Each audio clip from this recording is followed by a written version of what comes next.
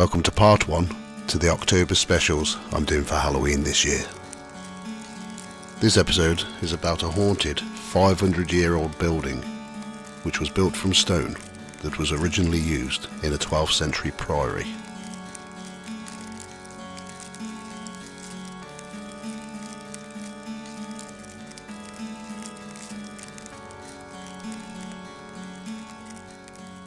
Before I start, I'd like to mention a podcast called Paranormgirl, hosted by Kristen and Amanda.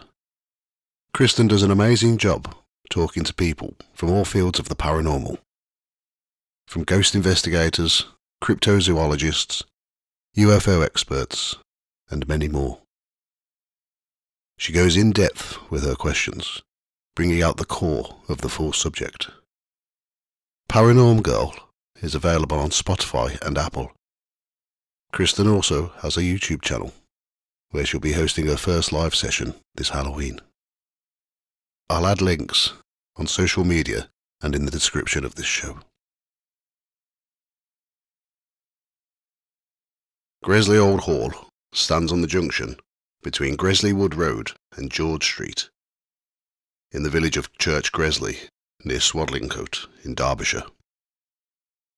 It's recorded in the Domesday Book of 1086 as Gresel, which may be Old English for gravel, and Lee meaning a clearing in the woods. It wasn't until 1363 that it was recorded as Church Gresley, which separated it from Castle Gresley. During the reign of Henry I in the 12th century, an Augustinian priory was founded by William de Gresley, the son of Nigel de Stafford.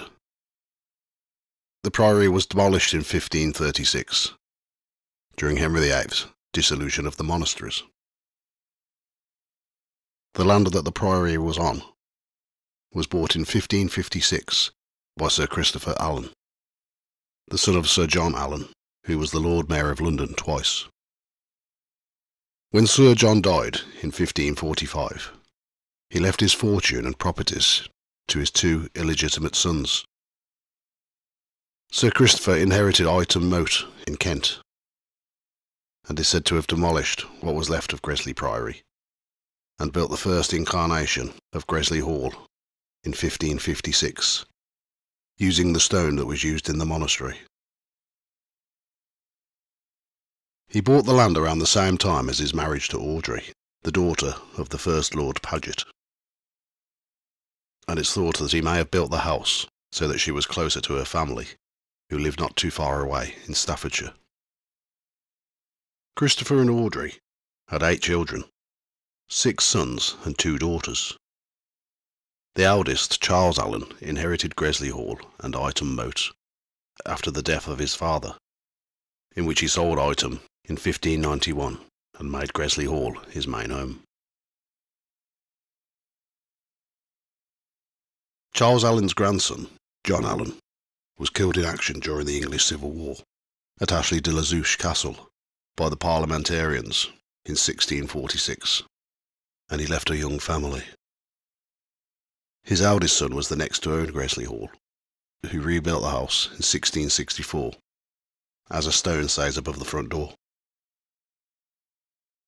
After the death of John, his son John and his wife Esther inherited the house. They had one son, Samuel Stevenson Allen, born in 1707. Samuel was well educated at Christ Church in Oxford, and he never married. He was known locally as Mad Allen, perhaps because he may have suffered some mental health problems. At this point, the house had an estate of 600 acres and was set in a fenced park. Samuel left Gresley Hall to 2 of his friends who sold the property to the Maynell family.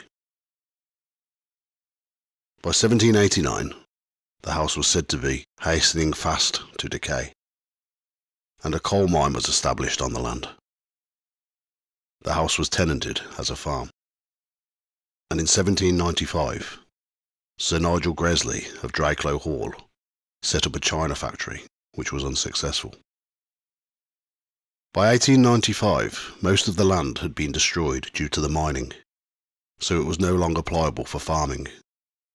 In 1953, the house was bought by the Coal Board, who turned it into a miners' welfare club, which opened in 1964.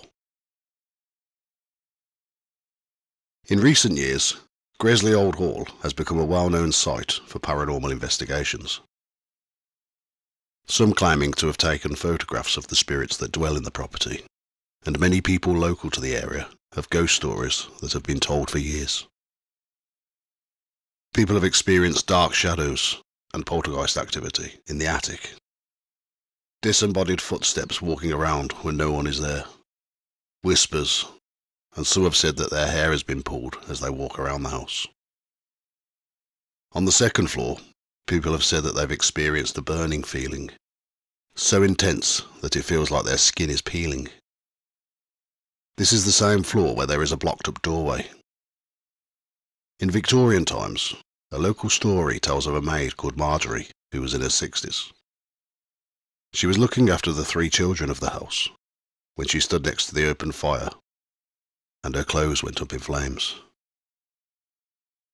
The poor woman died from her injuries, and the room was blocked up.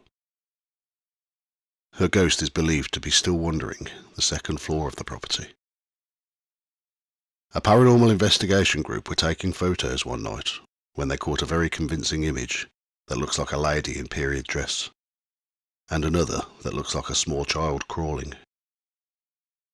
It's also believed that 3 children were abused and abandoned on the second floor. It's unsure if they are the same children that were being looked after by the maid. Another tale tells that the children died in the blaze too.